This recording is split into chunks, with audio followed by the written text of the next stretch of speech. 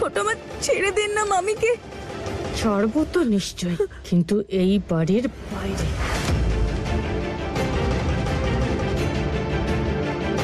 বেরোন এখান থেকে, চলুন। ছেড়ে দিন আমাকে। কি করছেন? ছোট মা কি করছো তুমি? তারা বৌমা চলে যাওয়ার পর থেকে আমি এক ফোঁটা জল পর্যন্ত খাইনি। সত্যি বলছি, আমি পূজা পর্যন্ত দিইনি আমার রামচন্দ্রকে। কেউ বোঝান না ওনাকে। ছেড়ে দিন আমাকে, ছেড়ে দিন। সত্যি বলছি, আমি আপনার পায়ে পড়ি। বোঝা না রে, বোঝা না। এই বাড়ির কারোর থেকে আপনি কোনো ক্ষমা পাবেন না। আপনি এই বাড়ির খুশি কেড়েছেন।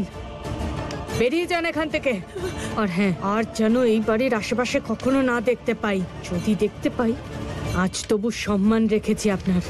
পরের বার দেখবেন পুলিশকে ডেকে তারা বৌমাকে বিরক্ত করার আর টাকা চাওয়ার অপরাধে সারা জীবনের জন্য জেলে পাঠিয়ে দেবো আপনাকে। বুঝেছেন?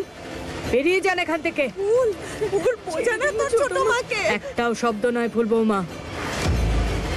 আমি এই মহিলার ছায়াও এই বাড়িতে পড়তে দেব না। সরোজ, না গো, আজ না আমি শান্ত হব, না আমার ভেতরের রাগ শান্ত হবে। চলুন, বেরোন এখান থেকে। দাঁড়াও।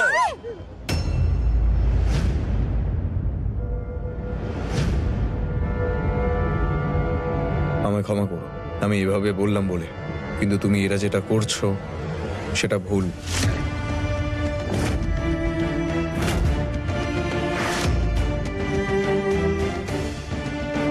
শোভন বাবা, এই মহিলার জন্য আমরা সবাই তারা বৌমাকে হারিয়ে ফেলেছি, আর তুমি আমাকে ভুল বলছো?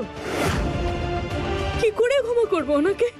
তারা বৌমার মুখটা বারবার আমার চোখের সামনে ভাসছে, যে এই মহিলার জন্য ও শেষ হয়ে গেছে।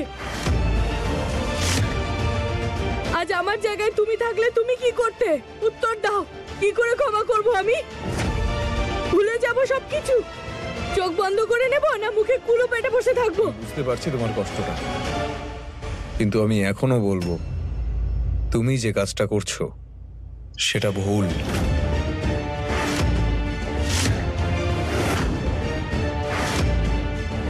আমি তোমাদের সবাইকে একটা প্রশ্ন করতে চাই। এই এত কিছু হলো, সেখানে একমাত্র ইনি কি দোষী?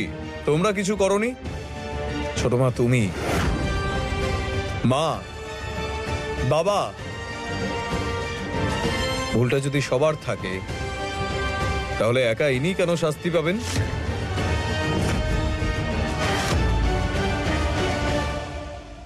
আমি এটা বলছি না যে উনি কোনো ভুল করেননি। আমি বলতে চাই তোমাদের সবাইকে ক্ষমা করতে পারলে ওনাকে কেন পারবো না আমি?